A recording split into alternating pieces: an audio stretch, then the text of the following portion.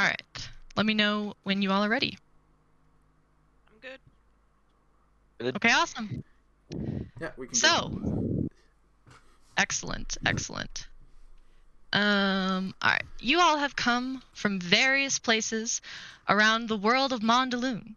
You may hail from the perspective of Wisteron, the distant lands of Olivia, the tropical Amante Islands, the northern mysterious Sylphan Woods, the southern rich country of Cedrine.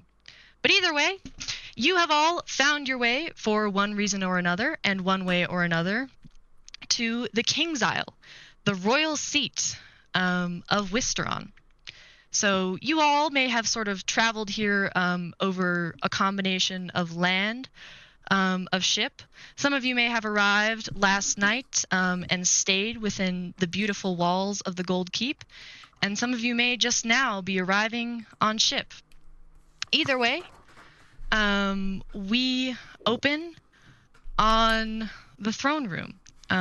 You all had received a summons from the King of Wisteron, and you know that some sort of disturbance has occurred. So you have answered that call, and you all find yourselves being gathered by one of the king's clerks in front of the expansive golden doors of the throne room as you all wait for your audience with the king.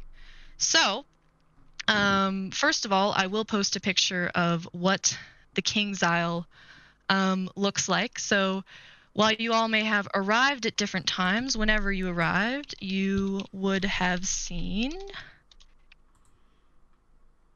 And I'm going to post all of the art and things in DM things.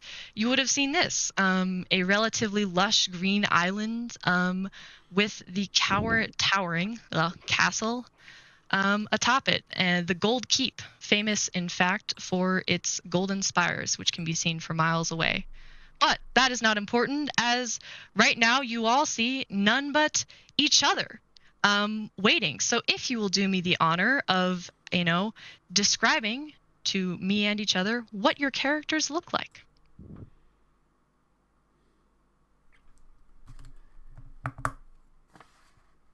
I think I Not all might. at once, everyone. I think I might be the one I'm standing used out. to it. Oh, wait. I will start then. I am a GIF, very pale in color, very pale yellow with faded black spots and markings along their forehead and the rest of their face. Eyes a stark black and very, very tall, 6'9", towering above most people. Thank you. I was gonna say I was gonna stand out because I'm just a reasonably bulky built orc standing 6'6" tall, but apparently I'm not the tallest in the room. And I don't know what color orcs usually are, but just imagine that color. Generally, they're a shade of green or gray. I think they go from greens to grays. Yeah, that sounds about right. Green to gray. Stone green, got it. Stone green. All right. What else, and rather, who else do your characters see standing before them? My character is Hey, Yue. middling height, definitely much shorter than Been a long day, a but lot of other people in the pretty room, good. But about 5'8" is kind of what I picture my guy at. He is a rather deeply purple shaded tiefling who notably has very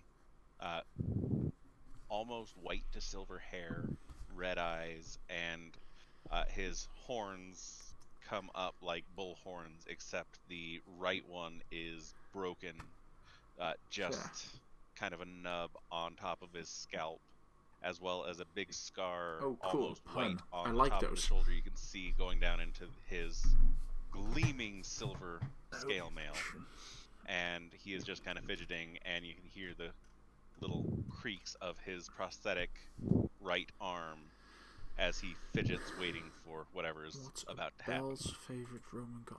I have no idea what Roman gods there are. You see, for my guy, go ahead. he is maybe 5'5". He's a kid. He is maybe very young adult.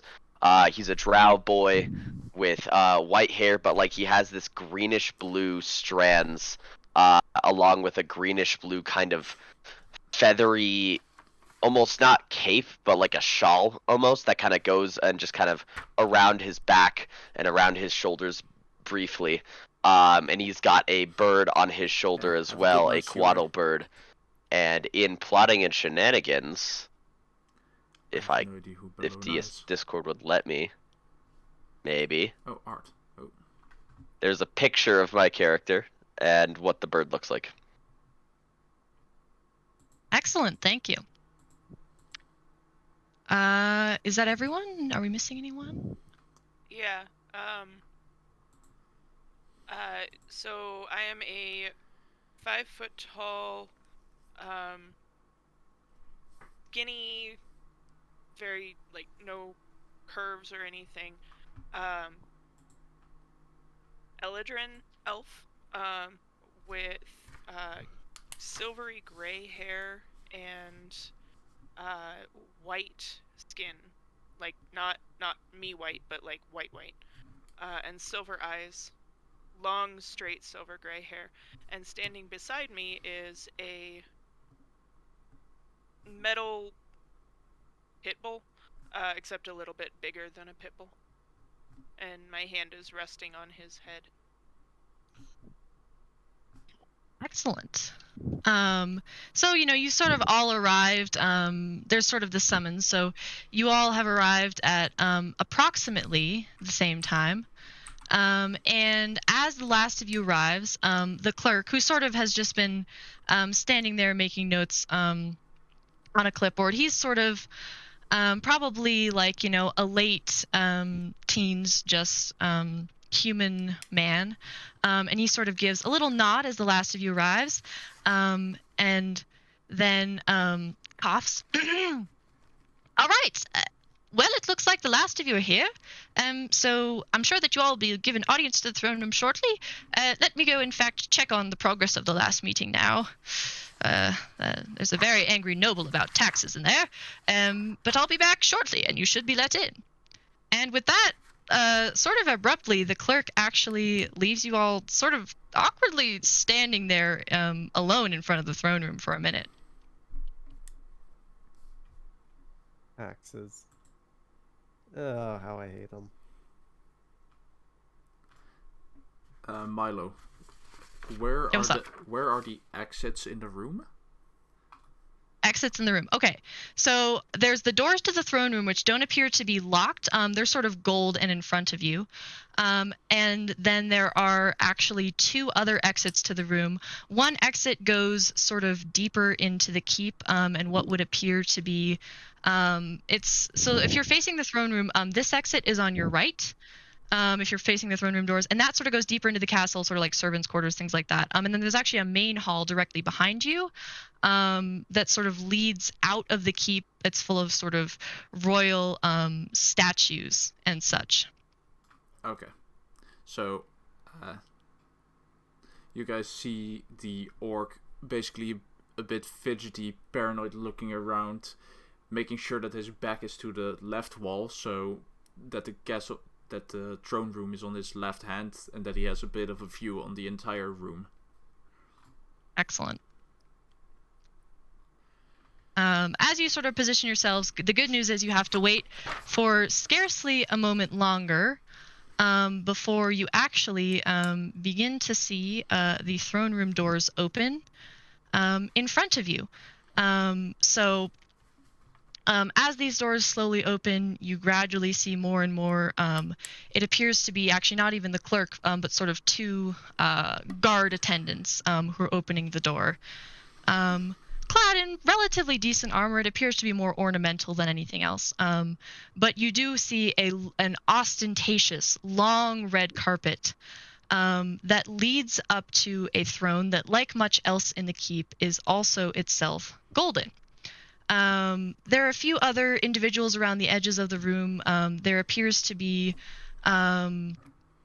another man, this one older, who is holding it wouldn't be like a flagon, but basically like a decent sized container of wine. I'm blanking on the word for what that would be right now, but a thing of wine.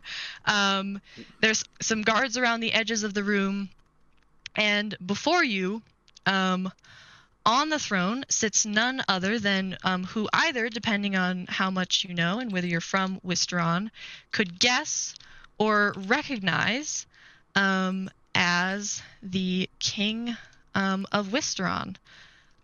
He is a relatively young king, and sort of in keeping with the golden theme of the keep and the King's Isle, you can guess that gold is their color, is King Graham Brightlance.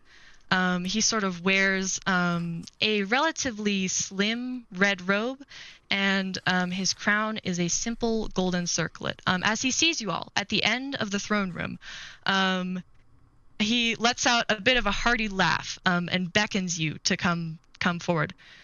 Come in! Don't stand there and look all scared of me. I'm nothing to be terribly frightened of. I believe you all are the adventurers that I summoned here, correct? Yeah, I'd assume so. Yes, well, you see, I posted a summons merely discussing a disturbance, and I assume you all are here to answer that call. At least I hope so. Otherwise, I might have to have one of my men escort you to the exit. So, I assume that you all are quite, in fact, curious about what it might be, and I will tell you as much as I am able. You see, to put it simply, strange things have been happening in regions of the country lately. In particular, some of the inner coastal regions have been experiencing none other than could be termed as different sorts of abnormalities.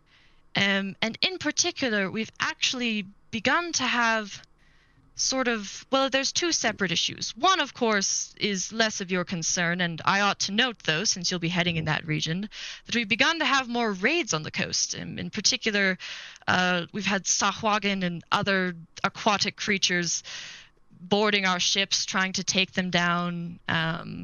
We've lost already a couple of vessels, including important trading vessels. So do be wary on your travels. But most importantly, all of the mages under my employ and even some of the scientists have simply reported strange things, if you will.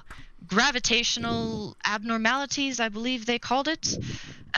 Sort of strange, unexplained surges of magic.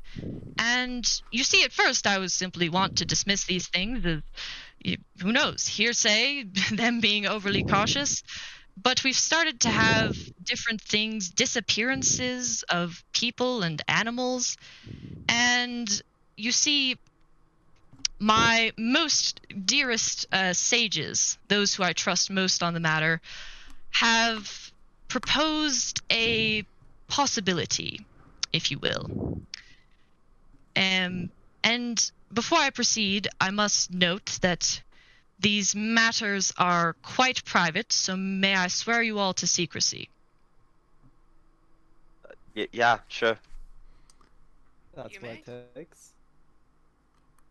Aga can't. I assume you all have been taught about an event that occurred quite a long time ago, the moonfall. Of course, I don't believe any of you would be nearly old enough to remember it, even those of us among us who are not human. But once upon a time, the only record that we have of it is that the moon fell from the sky and formed the isles that we have now in the center of Mondelune.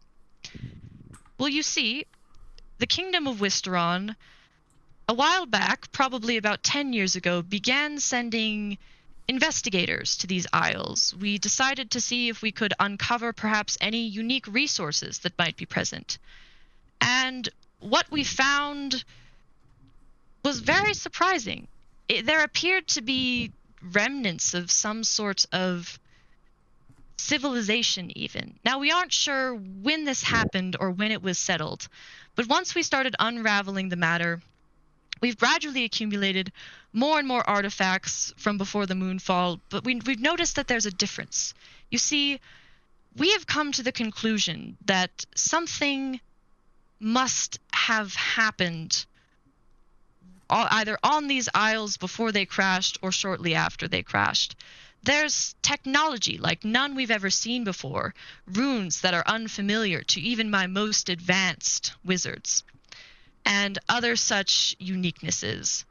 Now, for various reasons, we've never been able to fully discover everything, but over time, we've found more and more rather different items and artifacts, and we've hoped to learn from them, and we have begun to decipher some of their secrets. But to put it simply, well, these abnormalities probably started about 6 months ago, and at first they were a bit of a mystery.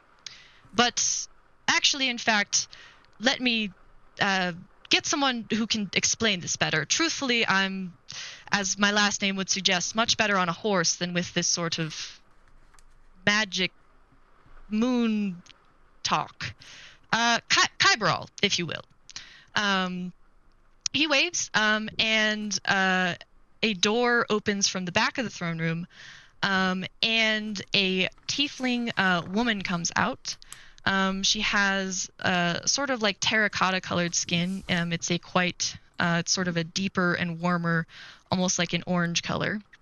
And she appears to be wearing a robe again, sort of with some different gold accents. I don't have art for her, but I will put her name in here.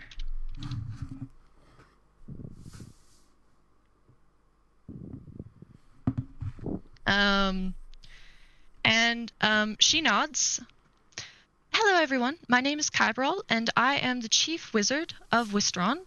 King Graham here has instructed me to explain to you the situation. You see, essentially, as he was saying, 6 months ago is when we began to notice and record these abnormalities, and in more recent months, we've begun to notice that from what little we've been able to decipher, some of the effects that we're seeing match. And did she just Match what? No, they match Oh what? no! What do they match? Okay then. This happened before. Not sure why this happens only on D&D nights, but if I blink out, I apologize, and I will be back because it's not it's not even my computer losing connection. It's literally just Discord deciding to quit. Anyway, she proceeds. We began to notice that from what little we could decipher from some of these artifacts, some of the effects that were described were mentioned as what could be the result of perhaps some sort of machine. You see, we've found with these civilization traces that the king spoke of, no disrespect, sir, none of them have been on the surface. They've all been in sort of these tunnels or catacombs, if you will, within the land of the Isles. And we have reason to believe that there may be some sort of machine, magical or otherwise, deep within these annals that could be causing issues that will only increase in severity as time goes on. I think the king mentioned that we've seen gravitational abnormalities, surges of magic, and what's more, disappearances. And as this suggests, we're not entirely sure. Ideas range from something like a powerful magical device that has some other function, but whose activation could cause unintended consequences, to, in fact, some sort of machine that could change the structure of the entire planet. We're quite unsure, truth be told, but either way, it's at the same time quite serious and something that need not merit terribly advanced investigation right now. I'm sure that as I spoke, you all are quite intimidated by this. You know, trust me, we understand that there are more renowned adventurers than you all out there. And part of what we desire, if I may speak for you, she glances over to the king, who gives her a nod to proceed. We don't want to make it terribly obvious that Wisteron has been rather not tunneling out, but investigating the moon. Mainly, we fear that it could become an arms race between the different kingdoms if it got out that there were resources within the moon. And if it makes you all rest assured, we plan to share any advances with other kingdoms, particularly those that may be beneficial to all. But for now, you see, the Assylian Isles are sort of politically neutral territory. They're not really claimed by any kingdom, partly because they're believed to be barren. And we'd prefer to keep it that way and investigate somewhat discreetly. So sending you all as less of an official arrangement certainly aids us in that regard. So essentially, we believe that we have the key to stopping this machine. From what we've been able to decipher, it would roughly translate in common to something called an astritor. I will write that as well. Ass. And that's the name that we've seen. But we have what we believe is potentially a key to either stopping or harnessing it. Truthfully, we're not sure what's going on with it right now, whether someone is attempting to start the machine or tampering with it, or whether somehow it's simply begun to activate on its own. And again, this is all theoretical, merely from what we've been able to decipher from these artifacts so far. But allow me to show you what we believe to be the key to this object. And I will post a picture of this as well. But she raises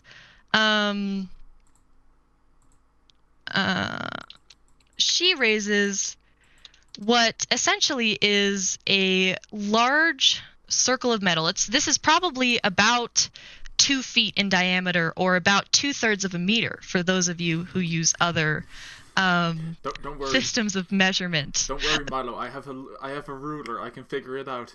You brought a ruler? To remind you how... That's like inches. That's not even going to tell you feet. All right, fair enough. It's twice that size. I'm proud. I will try and put things in meters. Don't worry. Oh, does it? Okay. It has what is it? The top side is in inches. The bottom side is in centimeters. And it is 1 foot, so it's 1 2 foot. feet So is it is 1 foot. So yeah. So okay, fair enough. 2 of those, about 2 of those, or about 2/3 of a meter. And you know what you see is, I don't know how to explain this entirely, but you see that sort of in this picture, not all of the pieces are fully attached. So essentially, just imagine that like all of these pieces are connected by sort of thin strands of metal. That would necessarily be reflected in this image. So the whole thing is like, there's no pieces that are like magically floating. Like the whole thing is connected.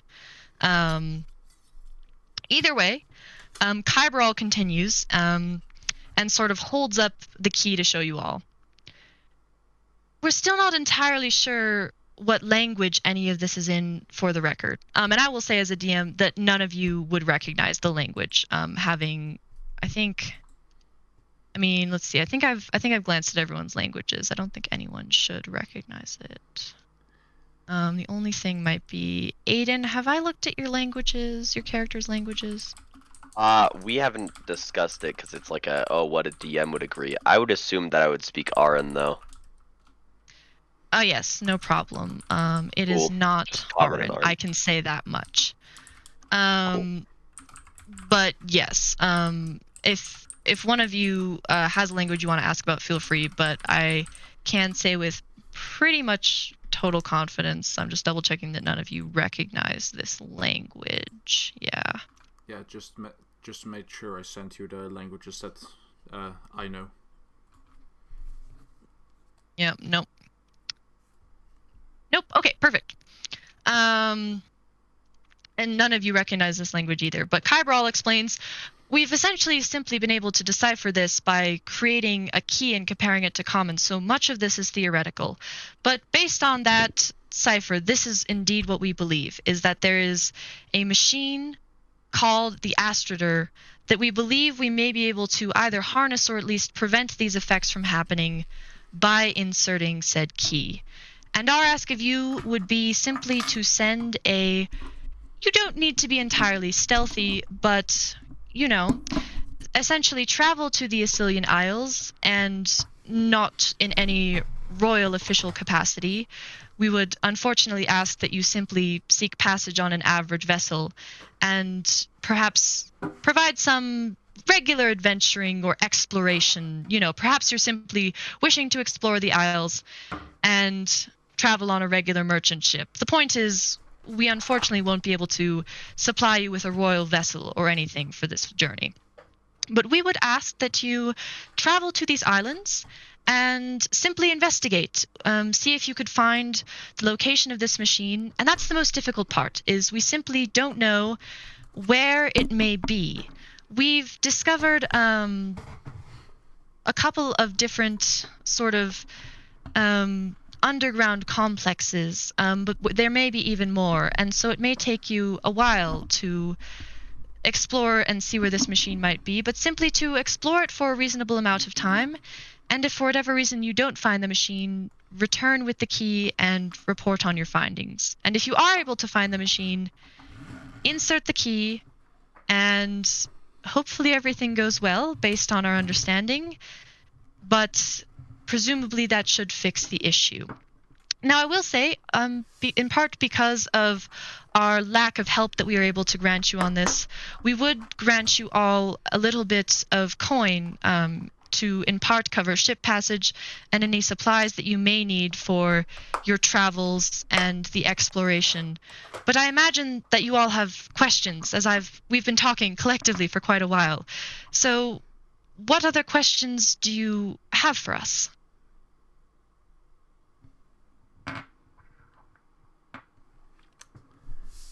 When you say gravitational abnormalities, is that how they phrased it? Yes, gravitational abnormalities. Can you elaborate on what that looks like? Yes, of course. Originally, we heard reports from some of the craftsmen and even farmers closer to the coast near Marinshire, that there were things that seemed lighter or heavier than they should normally be, or even things that would briefly lift up in the air on their own as if some sort of possession. And some of these were originally written up or reported to us as supernatural or spirits appearing.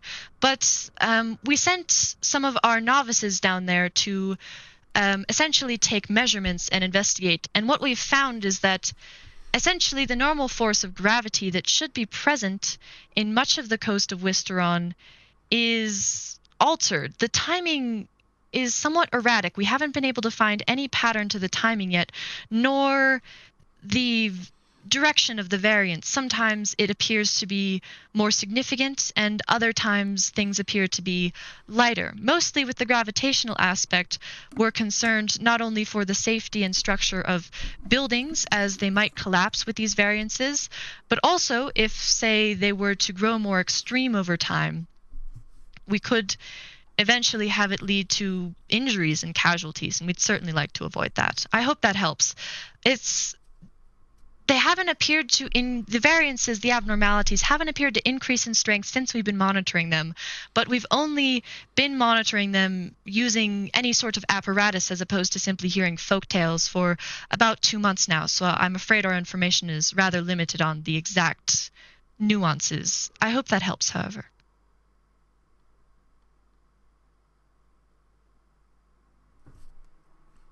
And truthfully, I must be transparent about the fact that overall this is a rather exploratory mission. We don't wish for you all to become the canary in the coal mine to be sacrificed, but as I've mentioned, this is a bit more of a probe than anything else. That's partly why, if you are able to find this machine, wonderful, but if not and the issues continue, we may be able to send more forces to the island once it becomes clear that we'll have to be a bit more transparent about our activities there. Sorry, I hate to be that guy, but like, if we don't find it, are we still getting paid? Yes, I apologize for not making that clear. Of course, I haven't even discussed payment yet. That's... She sort of pauses for a moment, seeming rather flustered, and looks over to the king, who waves her down. That's all right. Don't worry. that is more of my realm, Kybril, and rather the others of my what's the word I'm looking for? Retinue who attend to the treasury.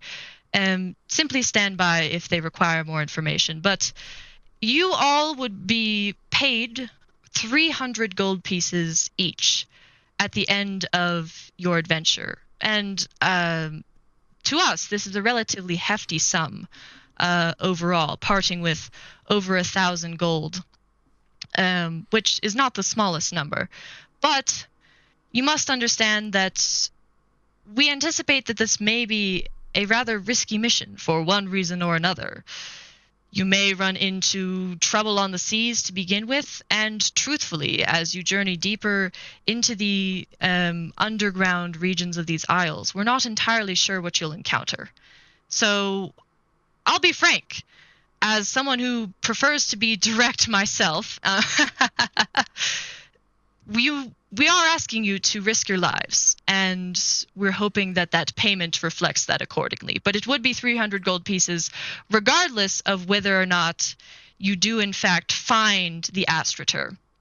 And if you did happen to decease, if you have others that you would wish us to send that money to, we would be more than happy to send that to any relatives of the deceased. Though we hope that you all will fare well, of course. So, the moment he said 300, you can see my character just count on his fingers and lose track somewhere at like 12. So, why not send scouts? You are a king, you have a mighty army, you surely have scouts to look ahead. Why pay so much money for some common or otherwise adventurers when you can have that job done practically for free? You're a sharp one. And truthfully, for this answer, I must ask you all to be private about matters once again. But there are two answers, one of which I fear is quite embarrassing. The first is that a significant component of our scout force, in particular, is occupied doing some surveillance in southern Cedrine. Although, again, this is nothing to do with you, we've heard of also disturbances in the Cravenbane Mountains, which are nothing new, but suffice it to say that our scouts are there to some extent with the knowledge of the King of Cedrine. But this is a bit of proactive work on our part, but our forces are rather split. And this is the rather embarrassing part, and something that I wish to rectify immediately with their commander, but many of them are too scared. There's different local superstitions about the Isles, everything from sort of mythological tales as to their origin, or simply ghost stories, if you will. But we haven't been able to gather any that are experienced and skilled enough that we can convince to do this work with the sort of thoroughness that we expect. So I'll admit, I could not be more embarrassed by this fact, and I'm hoping that none of you decide to share that fact outside of this room. That is something that I must rectify as a king. And he sort of gets a little bit like grim and serious for a moment. I have failed this country on different occasions before, and sadly, this appears to be another one of them. It seems foolish to say that ruling is difficult, but there's many things to keep track of, and as it turns out, we have in fact accumulated a scout force that is improperly trained, and some of them weak of heart. Truthfully, we hoped to encounter some individuals with brave spirits by specifically asking for adventurers, so I hope you'll forgive this sort of admission on my part, but I wanted to answer your question with absolute honesty. See, part of the issue is that we do, in fact, as it is one of our pride and joys, have an excellently well-trained cavalry force, and if I do say so myself, a decently formidable military force, but in particular, the cavalry won't be suitable to send on this mission for many reasons, and as we said, we'd like to keep this relatively subtle. I hope that helps explain as to why we may have summoned you at all. And I know that it's rather odd to be in the situation speaking to the king of a kingdom for this sort of thing. But I hope that I can rely on all of your discretion. I mean, it's a little odd, but it's exciting, yeah? A chance to experience another ghost story? Oh, I'd love to see it. And if you wish, we can, of course, fill you in on these ghost stories, but truthfully, having sent scouts there before, we don't believe that they've held much merit. And part of what I should mention is I say scouts that we've sent there before, but really before we've sent more of academic parties, if you will. And we have, in fact, hired adventurers before to do some of the exploration previously.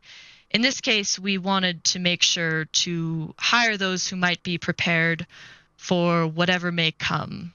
We haven't encountered anything yet living in these underground complexes, but if once again I am being truthful with all of you, we have had a young wizard or two claim that they've heard something.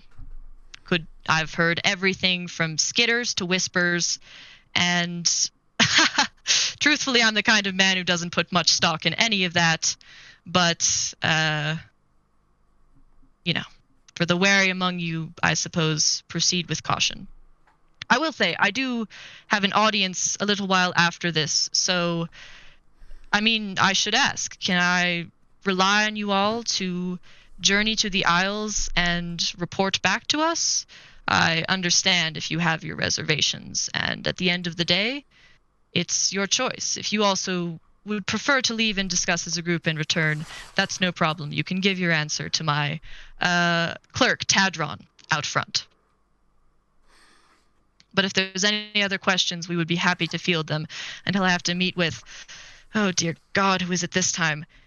The Bishop of Arkshire? Ugh, I don't know what she wants. Anyway, do you all have any other questions or concerns, or do you wish to embark on this quest, in which case we shall provide you with your starting supplies? Good pay. Back out on the open seas? Don't see why not. Many coin beat ghost. Aga in. When do we start? As soon as you'd like. If you all would like to stay on the King's Isle for a bit longer, you're free to, seeing as how I've invited you here. You are welcome to speak with any of my sages and wizards, visit the libraries or the sparring arena. Otherwise, my recommended course of action is that you all travel through Ancaster to Marinshire, where you should be able to hire a vessel that may be able to take you to the Assylian Isles. Our hope is that you return within a span of about a month or two. If you don't return within a span of 3 months, we will declare you all lost. Or if you wish not to return, simply find a way to send word back to us. Sure. All right. Who among you here wish to proceed? If so, I will be able to provide you with the necessary funds, if you will merely just, stop by my clerk on the way out. I have pouches ready to go. They should have 50 gold apiece. Do please spend it wisely, as you will need it likely for not only any supplies, but passage on any ship.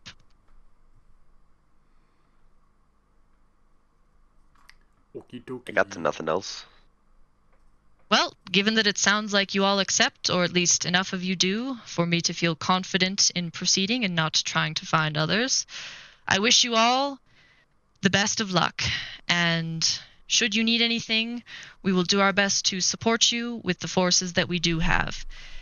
In the meantime, sadly, I must ask you all to head out of the throne room so I can prepare for my audience, and there's always work to do. So he sort of gives a grim nod and briefly glances down at the papers in front of him before giving, sort of standing up and actually bowing to you all. And anyone who would like may roll insight. I know it's the first roll. Da-na-na-na-na-na-na. Yeah, I'll I roll don't insight. remember my insight. Yeah, let me just verify. Yeah, no, that is not a stat I will roll. I'll roll it. I don't know Um, if I'll do anything with it, but I'll roll it. Okay, so a 1.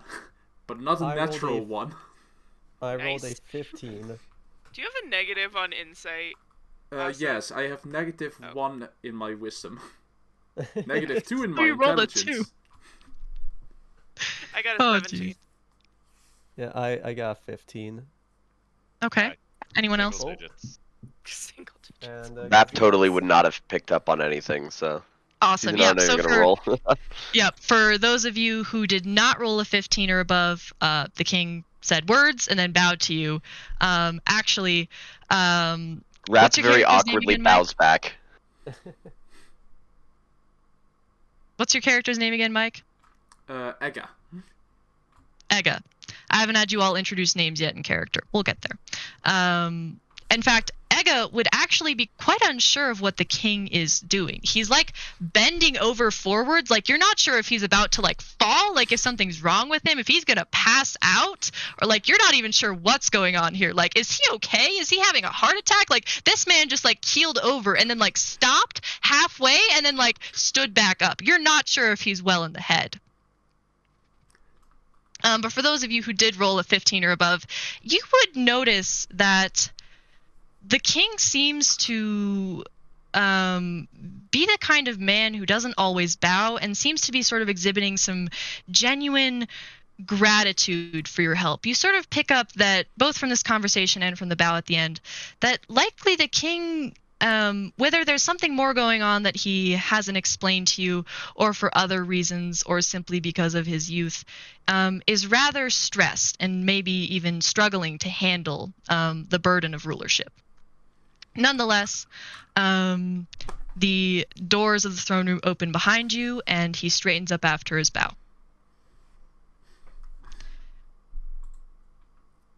I will, when I hear the doors open, I just panically look over my shoulder like, what the fuck happened? And then look back to the king and see that he's standing up and then move out. The king merely gives you all a nod. Good luck, and proceed accordingly. Thank you. Raises his hand. He's a little bit off put by the thank you, but sort of nods, his hand held up to gesture that you may leave the throne room. Yeah, I leave. I assume you all head out of the throne room. Would My be- hand hasn't left my steel pit bull like the whole time. Okay. Like you've been resting your hand on the steel pit bull this whole time? And kind of like guiding the pit bull by it. Okay. Who is not quiet, by the way. Like they're metal feet. Metal feet. Gotcha.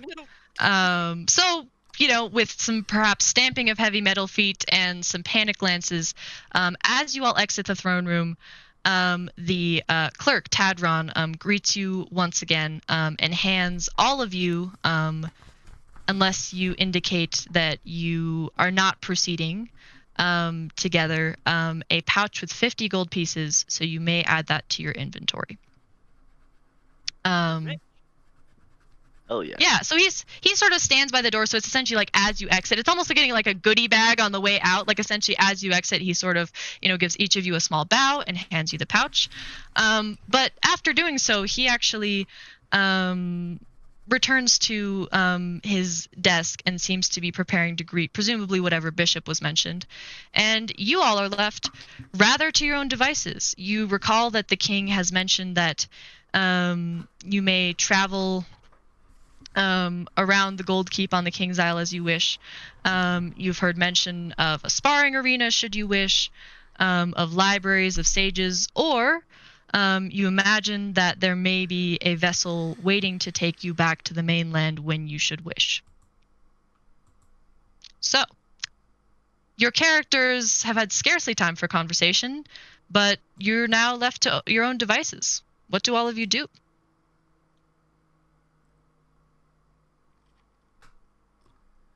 That was the question. Well, I'm Rap, by the way, and this is Lacey, and he kind of gestures to the bird on his shoulder. I'm from around, just kind of off the coast. Me, Aga. Name's James. Don't really say I can hail from everywhere. My life's on the sea.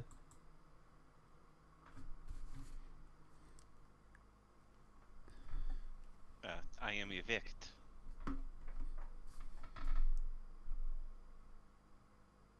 I am Finn. It doesn't matter where I come from. And this is Glor, and I'll knock on the dog's head, and it kind of looks up for a second.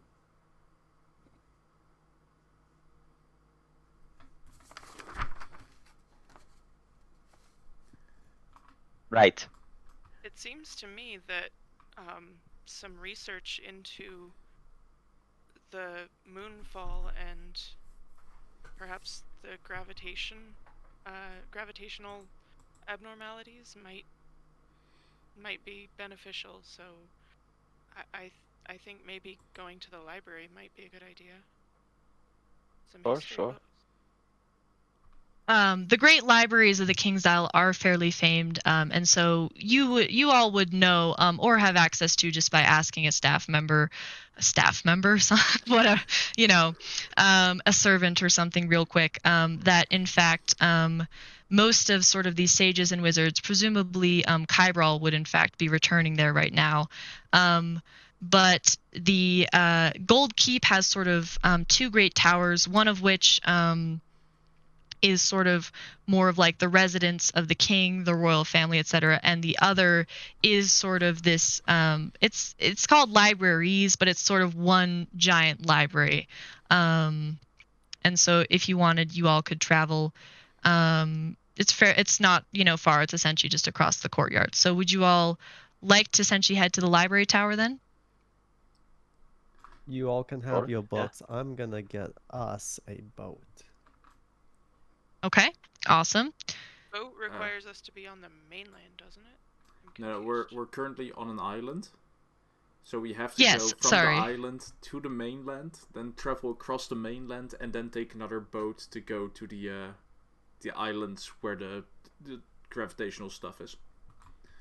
Yes. So, sorry, there's a Mondelune map, posted maps, but if you look sort of to the left side, the King's Isle is sort of off to the left. So if there's like, if land is Donut, you are on outside of Donut.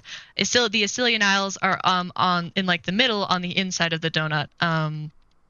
The king had suggested that you all eventually make your way across the mainland to Marinshire, to be able to sail to the Assylian Isles. So you cannot get us a boat right this second. If James wants to essentially head down to where the docks of the King's Isle are, and check on the boat situation, that is all good.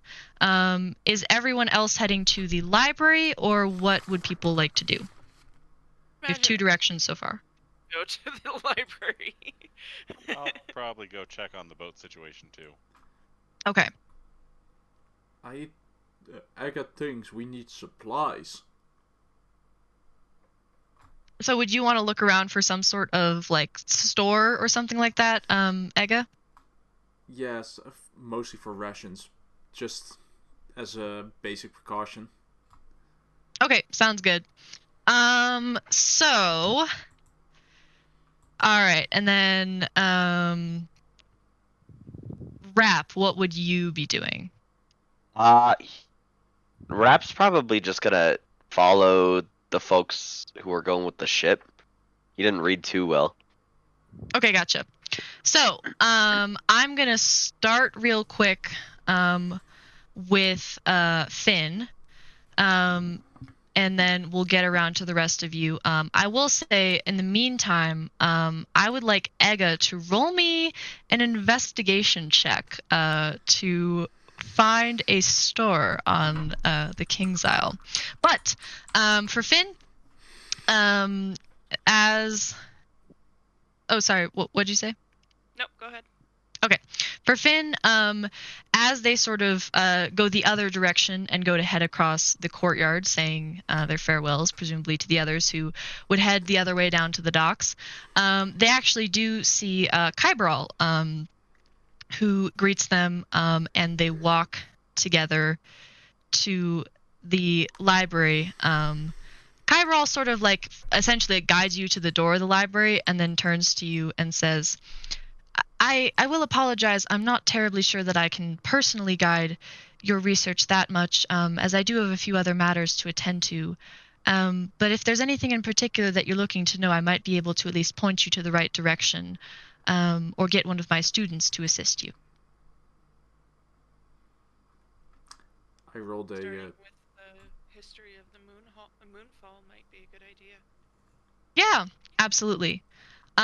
So if you will do me if you will roll me an investigation check, just to find essentially where the information on the moonfall is and how much information you find. We'll start there, and then if you have more queries, I'll let you return. But then I'm just going to DM you the information in Discord of whatever you find. Only an 8. It's only an 8. Okay. Only an 8. I'm good at So investigation. I Rolled a 3. Yeah. So I will say that with an 8, you are able to find essentially one book that is sort of a brief history of as much is known about the moonfall, and I will send you that information shortly, and then we'll come back around to you. In the meantime, Ega, what did you roll to find a store? I rolled a 5, but with my modifiers, it's a 3. All right. So Ega really thinks that there's probably a store somewhere near the sparring arena because fighters are hungry, right? Like fighting Sure. people is work. So there's got to be some sort of store. Like, like stores sell food. So where there's food, there's a store. So Ega sort of wanders over to essentially there's the main keep, and then there's sort of a little bit of like the military academy part of it, where there's like some amount of like military personnel that are trained there. And Ega wanders around there for a little while. He thinks that a couple of different places are places to get food. Spoiler alert, none of them are. But eventually, one sort of guard that has seen him go by at least 3 times sort of comes up and taps him on the shoulder. Sir? Yes. You alright? I got looking for store. Need food. You're looking for a store? What do you want a store for? Need food for trip. Well, trying to think. There's probably a store. Oh yes, I think that there's a store outside of the living quarters for the recruits and such. Come with me, fellow. How did you get here? You're not. Who are you? Me, Ega. Do you have like a parent or like other guardian? Do you have like someone who's like here like in charge of you? No. All right. Well, friends went books and boat. Friends went books and boat. All right. Well, come here. I guess I'll take you to the closest thing we have to a store. Okay. And then we'll figure out how to get you back to someone who knows who you are and what to do with you. All right, come here. He will take you over to essentially like, if you can imagine, like, especially if you've ever been a student, just sort of like a little like, almost more of like a convenience store thing. Essentially what you would find there are a range of different things. You could find rations for purchase. You could find just sort of mostly food items. There's not really a lot of other things for sale. It's sort of mostly like consumables and basic necessities. In terms of food, there's stable rations. There's things like fruit, which are a little bit of a rarity, although they do appear to be on the expensive side. Is there anything in particular Ega would want to buy? Yeah, salt, as well as just regular rations. Regular rations. Okay. So salt is probably going to go for like, I would say you could essentially buy a pouch of it that would have like 10 uses for like a gold piece. Rations would probably be a gold piece each, assuming you're getting like how to explain this. They have some different qualities. So if you want essentially just like gruel, like that's probably like maybe like a silver piece each. Roll me like either a history or just a straight intelligence check real quick though. In the meantime, let me also. Matters. Yeah, well, we'll see. And let me write this out for you. And then sorry, we'll get to the boat folks in just a minute. All good. Yeah, I'm rolling shit today. 6. End result. Ega feels like he faintly remembers things being less expensive other places. He wonders if things expensive because island. Yes. But possibly. He's really not sure. All he knows is things cost much money at this store.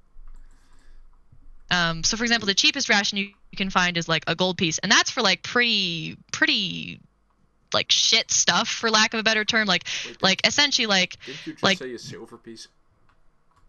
What did I say This just time now? You said gold.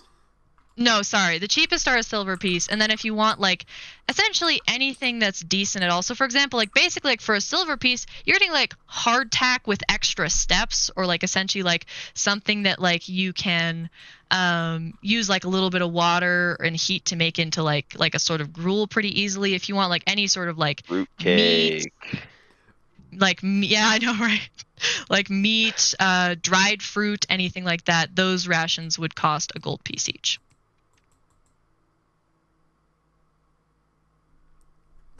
Do I have any dietary needs? Nope.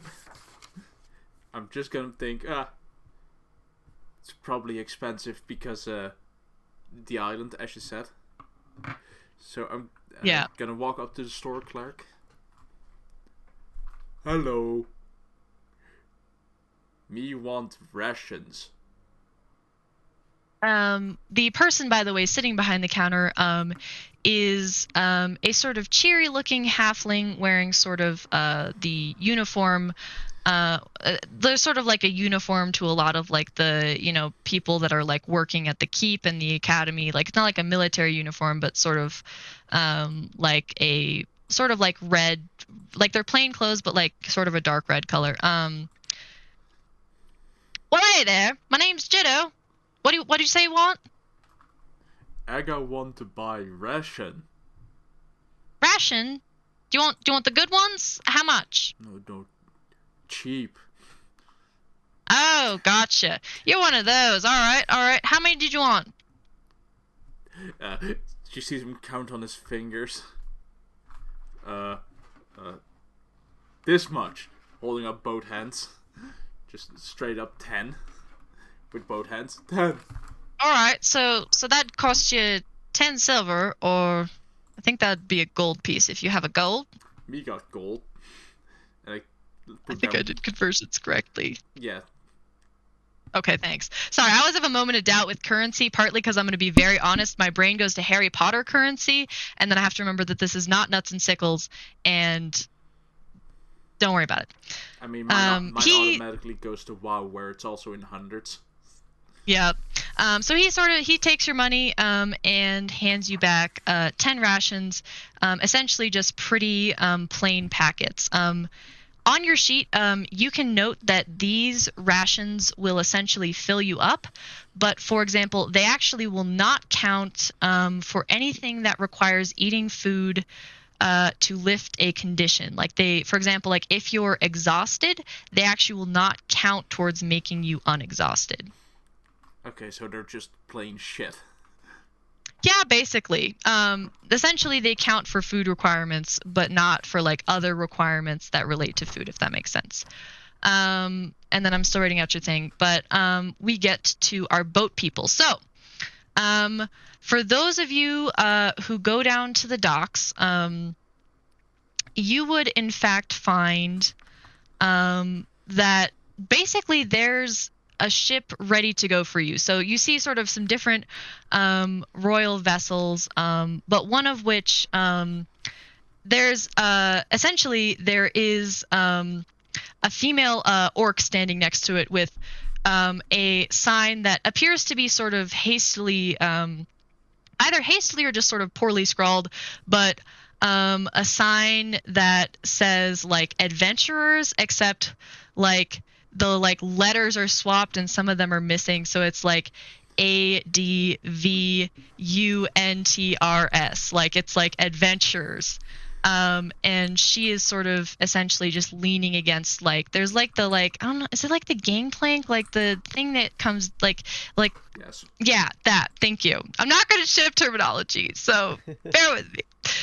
But she is essentially just sort of leaning against a post near the gangplank, and with one hand is holding sign, and with the other is sort of like picking at her teeth with a little bit of a splinter. Hi. Seriously think we got lost Uh, on the way to a boat? It's a dock. Small one at that. I just didn't know if y'all would know which boat it was. Did I spell the sign right? I think I did. Anyway, either way, it is no insult intended. It's, there's a lot of royal ships around, and wouldn't want you folks taking off on the wrong one and ending up in Ishlanor. Y'all are bound for outside of Ancaster, aren't you? Something Think like so. that. Might as well I believe return that's the king's royal adventure. believe that's where I was instructed to take you. I suppose if y'all would rather go somewhere else, it's no salt in my boots. Just let me know where'd you rather go, as long as you pay the difference. I just got a crew to feed. But is this all of you? No, We got no. some There's more. a couple more who's heading out. How long would the journey be? The journey to Ancaster isn't going to be too far. Should be just a little over 2 days, especially if we hustle a little bit. Yeah, it's a pretty straight shot. Part of it, what helps is that well, I'm not going to concern y'all too much with the particulars of sailing, but the currents are conducive to carrying our ship to the port that we need to get to. It's not really a full port, essentially just a little place, and you can either catch a wagon or walk from there to Ancaster. And let's see, if you decided to walk, probably be another day's walk or so. But yeah, it's not too long of a journey by ship, thankfully. Now, other places it gets a lot more complicated. These waters are also fairly well patrolled, so good news is I don't need to hire too many fighting folk to thump anything that tries to crawl aboard. But alright, you say you got more? Well, feel free to come aboard and make yourselves at home, and otherwise I suppose we'll wait for them. And I want to say that if we don't depart today, we'll depart tomorrow, but truthfully, she sort of like grimaces as she talks and then picks out something else from between her teeth. Looks to be some sort of piece of gristle. Truthfully, I'd rather get going today. So we're supposed to have forget if it's red sunrise or sunset that's bad. I don't keep track of superstitions like that, but either way, I know it's good to avoid them. Supposed to be in one in a couple days. So Taylor, who doesn't know the superstitions, we're all gonna die. she actually is quite offended by this and sort of straightens up and eyes you. Look, you folk can be superstitious all you want. I've become accustomed to using numbers. I mean, they give you all sorts of things when you sail with the Royal Fleet that I had no idea about before. Trust me, I just used to feel the winds or whatever. But, look at things like this. She holds up sort of what appears to be essentially a magical compass of some kind. But otherwise does seem at least a little bit miffed by your comment.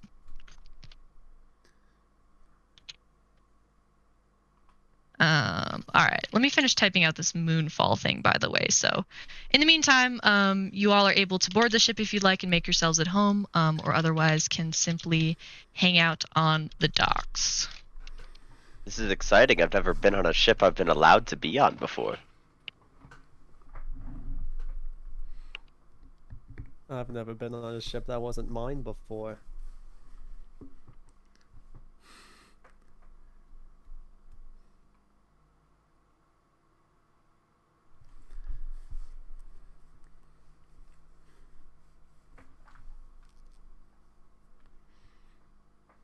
Yes, yeah, I can't imagine much that we would do other than just kind of make ourselves at home.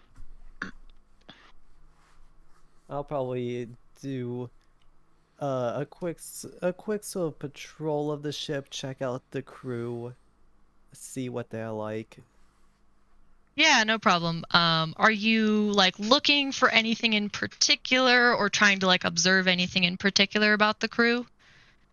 Just watch their behavior, see how well how they're performing at the dock.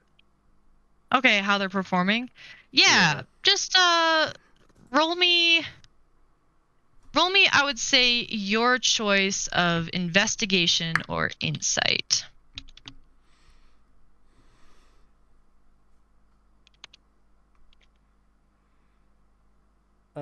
That is, I mean, I feel like yeah, I'm got a 20 on insight. Okay. Um you would notice that actually from watching the captain herself, um if you're looking around, she does introduce herself as Jarda, by the way. Um but you notice that she actually seems to be running the ship fairly well. You watch her, for example, sort of consult some maps, and she seems to be paying attention to the proper things. When you look at, for example, the rigging in the sails, it's definitely nothing. It's not like the best, like it's not like like a masterpiece or anything, but it certainly seems sturdy and correctly done. For the most part, you notice that the crew seems relatively competent, with a couple of veterans. You notice you notice a person who is a gnome who appears to be missing more limbs than they have, but somehow, even with their one good hand, manages to tie knots at record speed. And at the same time, you do see at least one likely newer crew member who seems to be sort of learning from the others, almost sort of shadowing and receiving instruction on how to do things. Overall, the impression that you get is that, while it's certainly not any sort of world-class vessel, Jarda does know what she is doing, despite her lack of heed to certain sailors' superstitions.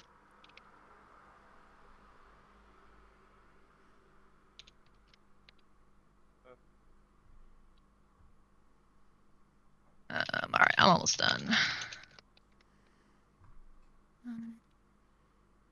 To go research route. Yes, I'm almost done. I'm sorry.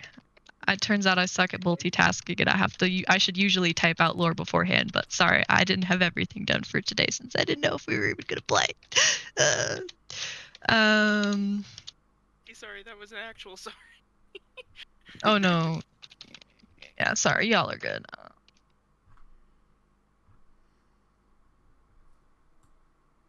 And you're amazing. Oh, thank you. You guys are the best. All of you guys and other people. Um.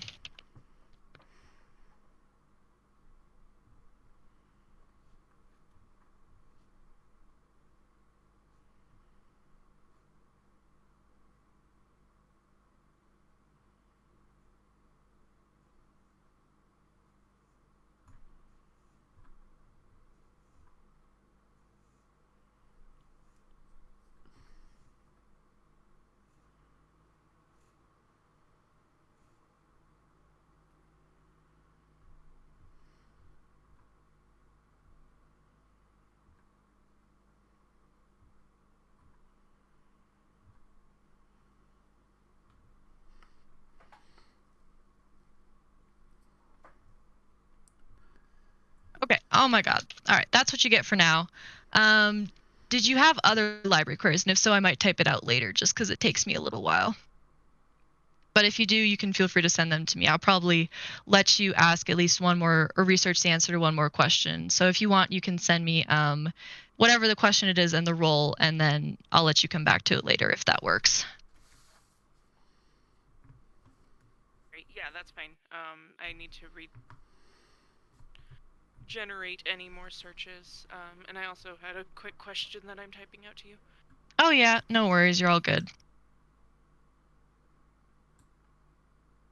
This is like very carnival-y. When did this become so carnival-y? I've mentally tuned out the background music because it's supposed to be like sort of like royal, like procession almost music. But then I just tuned back into it and I'm like, oh my god, this is like carnival music. What? What will I throw on instead? Well, y'all get ready to go. Oh, yes, let me do that.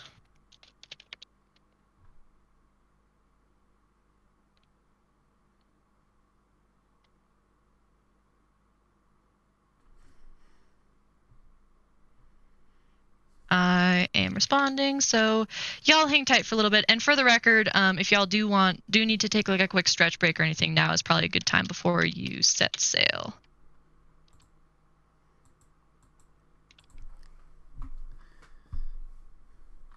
That sounds vaguely ominous. Ominous? What do you mean? Stretch now because you won't have time when we set sail.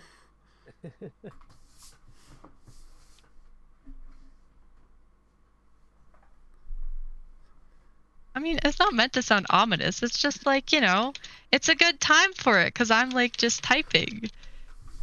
That's true. But still, it sounded ominous.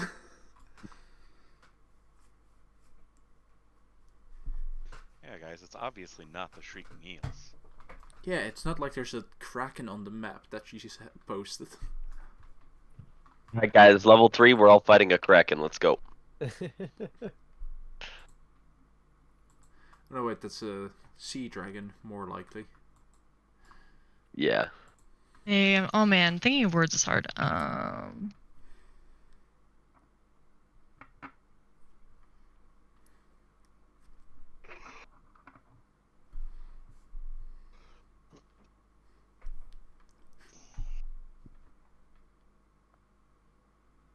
Okay, thank you. And then I'm just about done typing this out.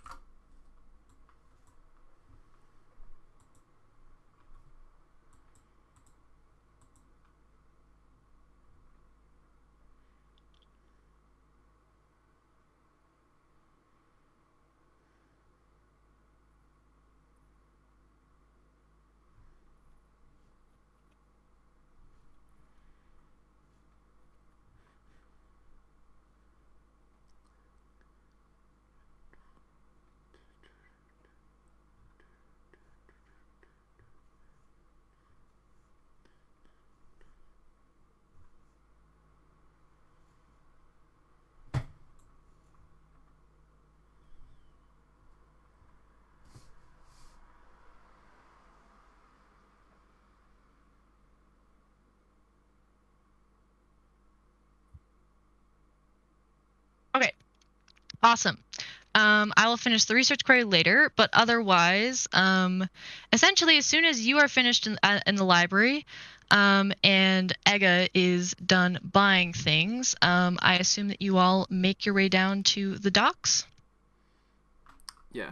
So, I bought the the shitty rations and the salt pouch with 10 salt uses, right? Yes. So the salt pouch one use, and then so that would be essentially 2 gold total. Yep. For the salt and the rations. I will say that basically all of you can find your way back down to the dock without an investigation check, or anything like that, because this is where you would have arrived, so you would be able to recognize where it is. I mean, and technically So- I'm still being escorted by that one guard, right? Yes. In fact, that one guard does actually. So essentially, as you get done buying things, the halfling. What did I say his name was? I had it written down. Jetty waves you off, and the other guard sort of turns to you and goes, "So, you said your friends were books and boat. Yes. Do you know if you're supposed to go to books or boat? Because I think I can tell what that means, but where are you supposed to go?"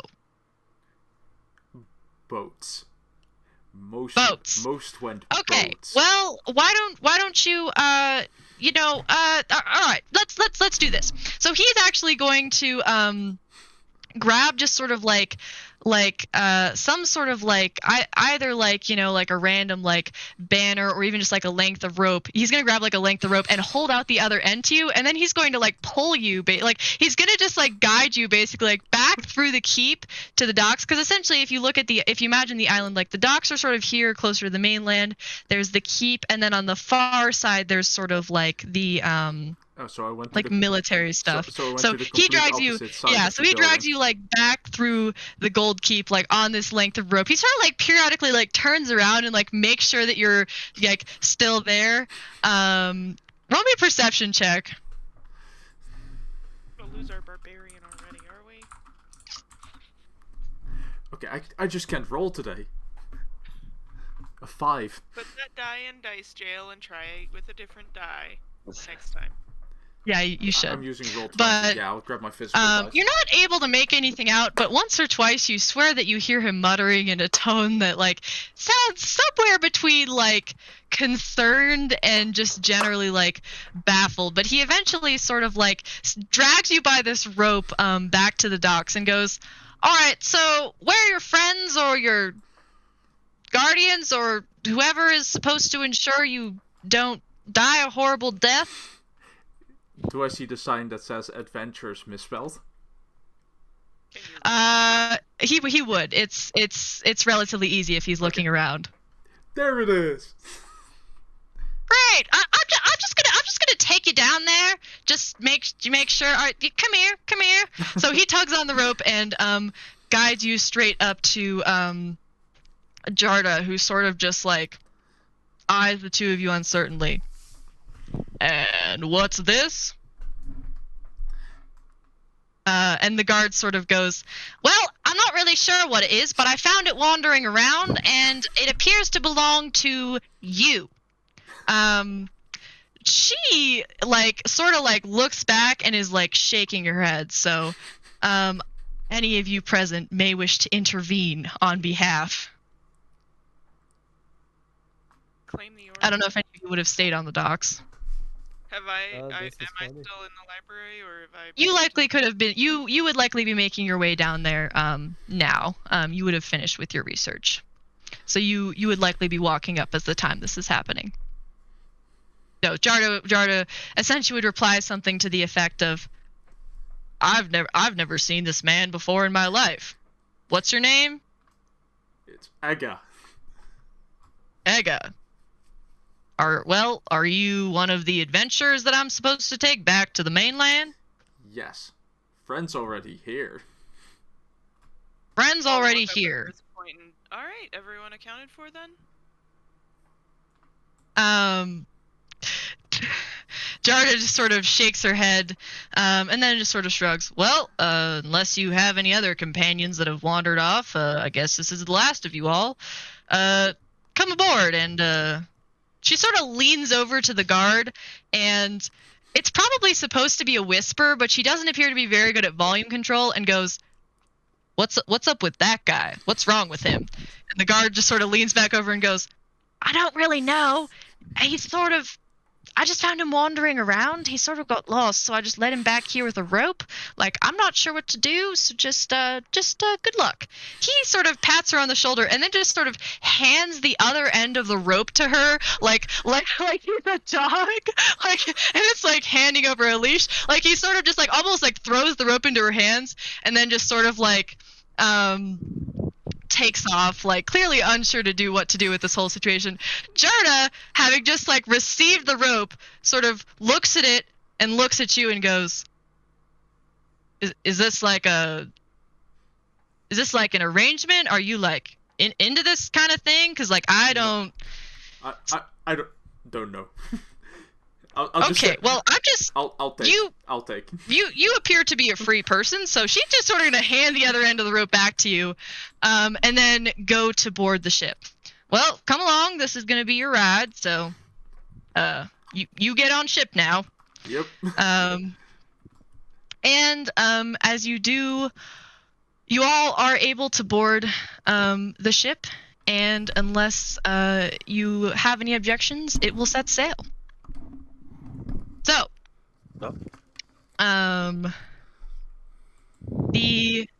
truthfully, your journey over the waters is quite uneventful. The waters between the King's Isle and the mainland are essentially like, how do I explain this? Like, you know, like in real life, like sometimes like a country will like actively patrol certain waters, like if it's an issue area, or it's just waters that they want to have control over. So, essentially, Wisteron patrols these waters pretty extensively. And so, for example, as you sail, if you're paying attention, you might notice many what appear to be military vessels, royal military vessels, sailing past. But the journey itself is uneventful. For any of those who are concerned about the skill of the ship's crew, such as James, he would notice as you all sail that, again, while it's not certainly perfect, you definitely notice things that they could do better. You probably catch a nod or two that you might even retie yourself as you pass it. But for the most part, the ship seems to be sailing well, and Jarda, for those who have a little bit more of an expert eye, spoke correctly, and the ship is in fact sort of able to travel with the natural current of this channel back to the mainland. So, while you all travel, is there anything in particular that you would like to do, given that you have about 2 days to essentially just hang out on the ship? As you sort of get into the first day, the crew for the most part is pretty industrious and working, but you do hear them talking about the first evening, for example, and in the first evening you would witness them hanging out, drinking, gambling, and all such manner of things. I'd probably be spending most of my time just at the front of the ship, probably wandering around for the most part, and then probably a lot of the time with the crew as well, especially with the drinks. With the drinks and the gambling, that's where a lot of my time would be spent. Rest of the time just resting and monitoring the functions of the ship. Okay. On the first day, Finn stays in their room, for the most part. On the second day, I come out of my room and I look quite different. I have slightly curly copper hair and brown, like warm brown eyes, copper skin, and I suddenly have freckles. And I'm smiley and friendly and introducing myself to everyone, like all of the crew members, and just chatting with everyone. And if anyone hears, I introduce myself as Fia.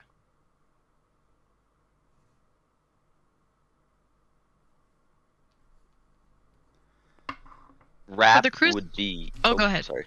Go ahead. I would say rap would definitely just be like talking and basically bothering the crew with excited small talk the entire time. Once Fia comes out, he would be talking with her a lot, not really questioning it, just that's cool. But you said that there was a red sunset coming? The captain had mentioned that. If you wanted to Did talk it? to her more about it. Well, I was just more like, would it have happened during our trip? No. No. Okay. No, it wouldn't. So A, you wouldn't notice it, and then B, if you did want to ask about it, Jarda would tell you that essentially you set sail the same day, and so it's a 2-day journey, and whatever the red, I believe it's a sunset, would have occurred. Couple days after. Yeah, it would have occurred like on the 3rd day, essentially. That's all right. He basically was waiting for the red sunset, but like that's not. He's like, oh, okay, that's not happening. He's just gonna paint a normal sunset with his painter supplies. Using his charcoal to create like birds and so on flying through, just making art.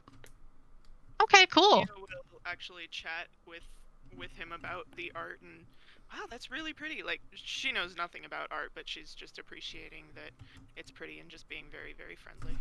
Thanks. Also asking a lot about the mission that we've been sent on. Like, just remind me, what was this about? And just getting details. Sure. Yeah, he'd fill her in. Yeah, I will say for the crew's part, they don't actually seem to. So the crew themselves, for all of you, they're varying ranges of friendly. For the most part, again, they're generally working, but appear to be happy to speak to any of you or answer any questions. Jarda spends most of her time at the wheel. You do notice that in the evenings, she actually does come down and gamble with the crew, and doesn't tend to stay in her quarters. She definitely appears to be someone who enjoys the finer things in life, including spirits.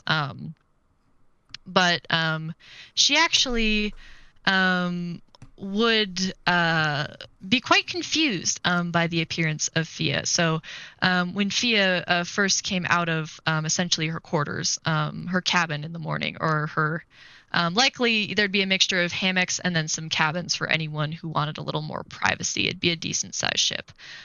She would sort of stop and simply remark, not being one for subtlety, "You look different."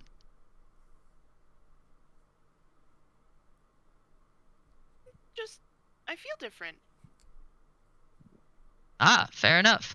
I suppose I actually don't know much about your kind. We orcs, in my experience, tend to be rather stubborn and resistant to change, even. So, I wouldn't know a flight of fancy like that, but shall I say it suits you, milady. She will sort of just give a nod and proceed on. Otherwise, the first 2 days of your travel proceed much without incident. So, if any of you, I mean, I heard there was gambling involved. I would love to get in on some gambling. I will say, so, because I heard this sort of just a general thing of gambling. So, if you all would like to participate in gambling, specifically, like mechanically, should I say, to be a little meta, here's how we're gonna do it. So, you can bet any amount of gold. You can bet it with any of the crew, or you can also bet against other players. But the type of gambling game that they're playing is, and that they appear to be playing for both nights. You do see some folks playing a different game in the corner, but most of them play a game that is just played between 2 players, and essentially goes as follows, and here's how we'll run it, which is so there are overall 12 crew members, and then Jarda, and then the other players. You can pick anyone to gamble against, or just gamble against a random crew member. You can put in any amount of gold that you would like, and if you win, you get back double, and if you lose, you don't get back any. But it's simply a set of opposed dice rolls. So it's 3 dice rolls. And whoever rolls the higher number wins, but the key is as follows: is the order of how the game goes is each of you are going to roll. If it's an NPC or Jarda, I will roll the other die. And then you both must declare the number that is on your die. Whether you are truthful or not is up to you.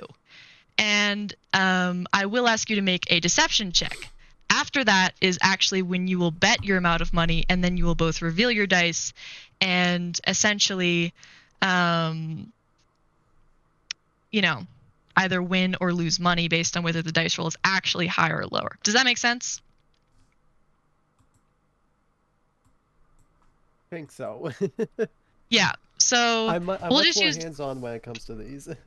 Yeah, so essentially how it would go is, for example, let's do a practice round, and let's say that Evek decided to gamble against Jarda. So we would both roll a d20 for starters.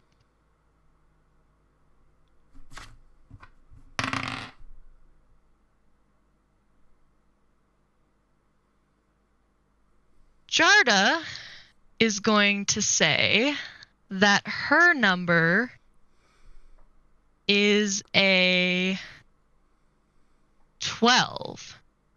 And she seems, because she's going to roll a deception check. I can't see numbers. Not very convincing. You could guess that her number is likely lower than she said. That's a shame, because I got the 14. And the deception I rolled is a 23. Warlocks. Jarda seems to absolutely believe you, and she leans back in her chair. Ugh, seems I'm losing already. Well, in that case, I'll simply bet a copper. Not too much to lose. I can imagine that I am not going to win this round. True to her word, as you both uncover your dice rolls, she has a 6. Hey, me too. You literally both stare, like you just both stare at each other for a long moment, and she sort of gives you like a grudging nod of admiration, like for getting away with the higher number, and then sort of stares at her money and says, "Shall we call it a draw, I suppose? Keep our own?" Shove the money over to her. What'd you say? I'll wink and push the money towards her. I mean, it was what? 2 copper? Essentially, yeah. Oh, and I should have specified, sorry. The person who declares the lower roll basically bets, and then the other person doesn't have to match their bet, but like usually you'll want to match their bet. Like usually the game is played where you match their bet. If they do make a bet that like you as a like character are like hell nah, then you can choose to bet less, but anyway. Generally, the person who rolls the lower roll will declare the bet, and the other person matches their bet. So she sort of gives you a little bit of an admiring nod and takes the 2 copper. Well, I suppose I should give you a chance to earn yours back. Shall we play another? Sure.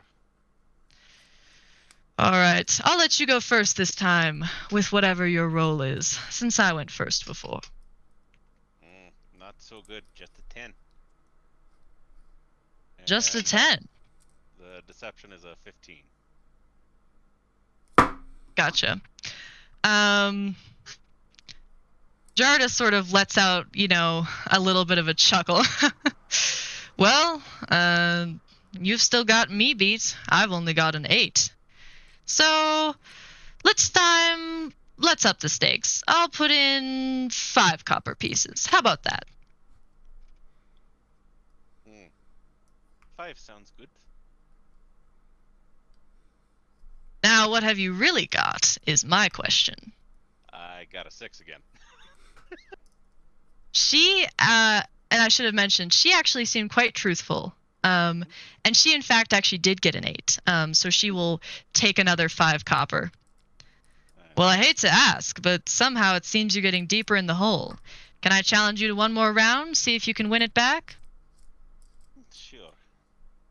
I do respect a man Nice. who won't cut his losses and run. I'll go first this time. Who knows? Maybe you'll get a little bit of luck. How about that?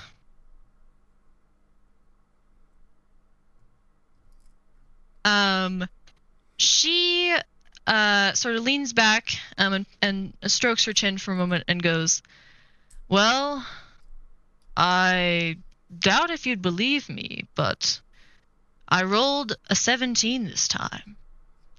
And you are actually not quite sure whether to tell if she's truthful or not. She seems to be partially truthful. Like, it's clear that she didn't roll super low, but it's probably not the exact number she rolled. I don't know if my 15 can beat that. Oh, that is an 8 on the deception check. Uh-oh. How convincing is that? Not very. Jarda sort of raises a single eyebrow and then sighs a little bit. Well, tell you what. I don't want to get you out too much money, so we'll just keep the bet at 2 copper pieces this time. Okay. And even with my super fancy DM dice, I only got a 3. She rolled it. She actually did roll a 15, so she will indeed keep taking your money. She actually does seem to feel a little bit bad about it, though. At least it's only copper. Yeah. I'm having a good time. Yep. She Is sort of there almost watching? holds up the dice again, a little fearfully. Sorry, what'd you say? I was just saying Fia is there and watching, but not participating in any of it. Gotcha. Jarda, I don't know if she just joined or would have been watching, but Jarda would likely notice her and turn to her and say, "You know, if you did want to join, you're more than welcome to. I suppose I could get my right-hand man, or if you wanted to challenge one of us. Either way. Dare I ask you for another round?" Sorry, what'd you say? Thank you, but no, I'm learning. Understood. Well, in that case, dare I ask for another round, or will I leave you in poverty? I think we see if somebody else wants to try. Fair enough. Sit down. I sit down right next to them. I slide 5 silver pieces onto the table. What are the stakes? I mean, if you want to bet 5 silver, I'll go with you at least once, unless Evect here would prefer to try his luck with you. But apparently, I'm on a roll tonight, so not sure if you want to do that. By the way, I forgot to mention, as a DM, I'm sort of just calling the deception informally, so just, if you roll high, you can get away with it. Like, if you roll low, you don't. Like, below 10, you're probably not, you're not very convincing. Above 10, you're reasonably convincing. If you're, like, right around 10, you can sort of say, like, it's unclear. Or, sort of be like, it appears to be, like, the approximate number. Just sort of give more vague hints. I'm not really running it super strictly, so. Sorry, what would James say? Wait, what did I say? Wrong character. Alright.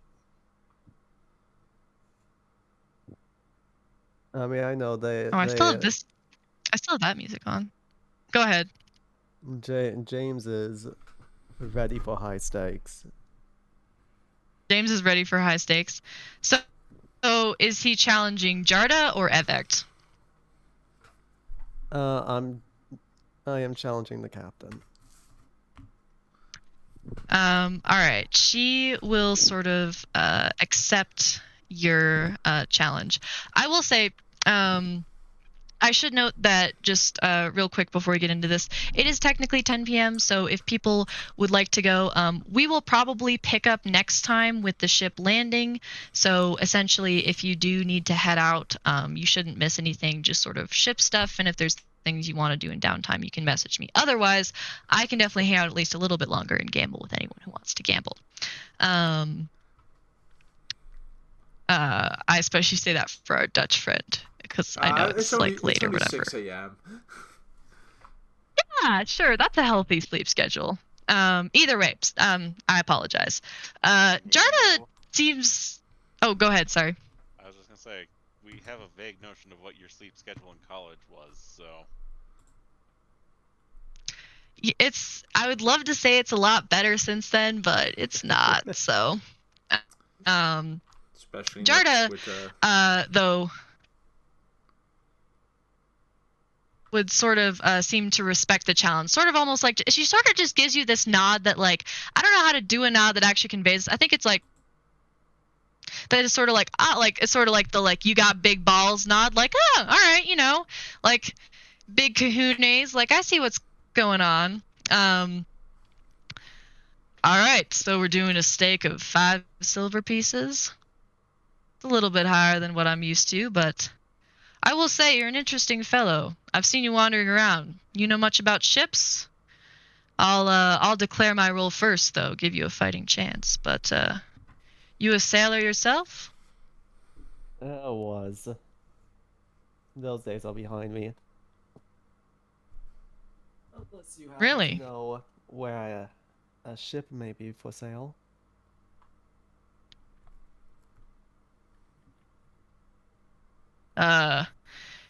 Can't say myself that I know where a ship might be for sale. Truthfully, this is more of a hiring situation. Eventually I'd like to call my baby this own, but until then it's more of a contract, and truthfully, I'm not sure you're gonna win this one. I got a 14, so unless you rolled relatively high, guess I'll take this one. And she does seem to be pretty convincing, so it does seem likely that she has a 14. But you're out of ship and looking for another one?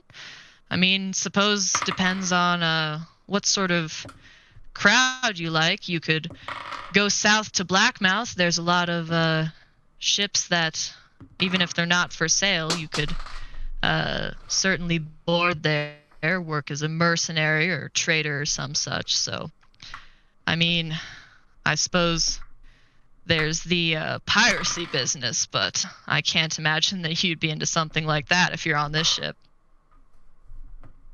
Pirate mercenary, what's the difference? I tell them that I tell them that I rolled a 15. And I have I rolled for deception 15 as well. Okay. She seems to believe you and sort of pauses for a moment, taking both of those things in, and then lets out quite a loud laugh. I have to say I like you. Astute observation, and if your roll's as good as you say it is, I believe you, and that's some silver out of my pocket.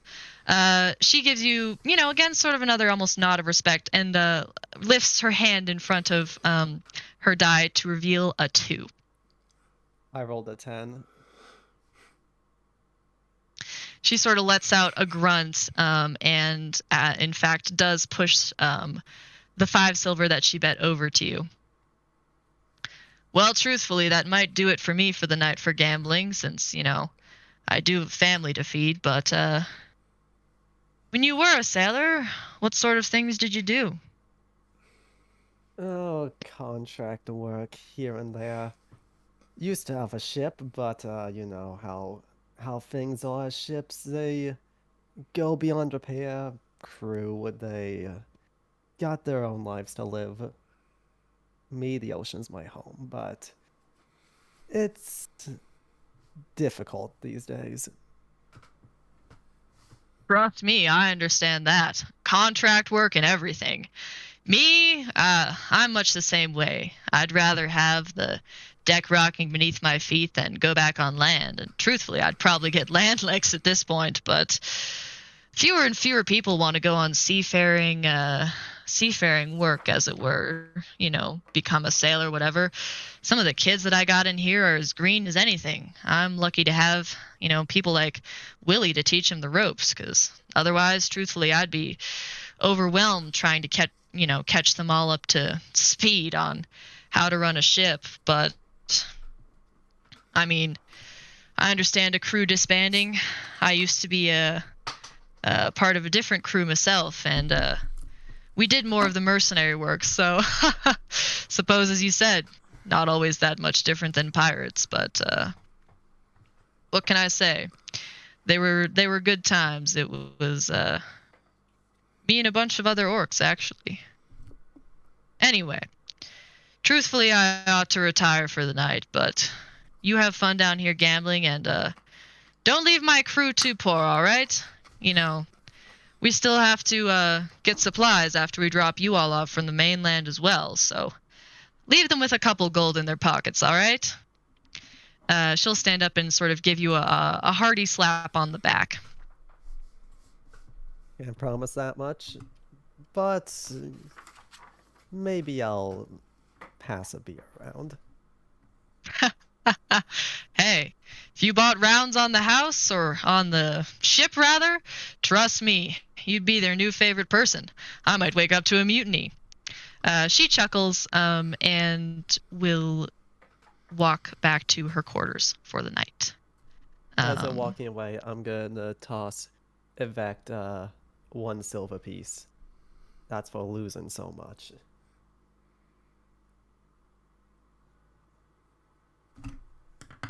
I think you were muted. Sorry. I was. Thank you, friend. Don't expect more charity though. If you're gonna gamble, get yourself some better dice. Loaded dice confirmed. Not on me. Yep. Either way, the crew do in fact stay up pretty late into the night gambling, but both nights do eventually retire to the combinations of hammocks and cabins, this point being on the second day, as Fia has joined and is watching the gambling. And as you all go to bed, you're not entirely sure what to expect next, but you know that when you awaken next, you will likely be back on the mainland, ready to begin your travels towards the center of Mondelune, to the Assylian Isles. And this is where I'll cut the session off, because otherwise we will gamble forever. And also, I suddenly got tech. Yay! It's the end of the first session! Yeah, let me just quickly end stream. Yay! Hand waving. Quick request, Hand can waving. folks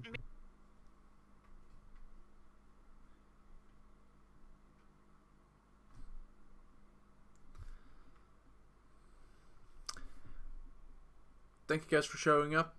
If you liked, leave a follow. If you really enjoyed, consider subscribing. This is going to be every other week at this kind of time, so I doubt anyone's gonna see it that much. I might be live soon, or tomorrow Saturday, with some regular games, because there's no D&D. And yeah, thank you guys for showing up, and have a good one.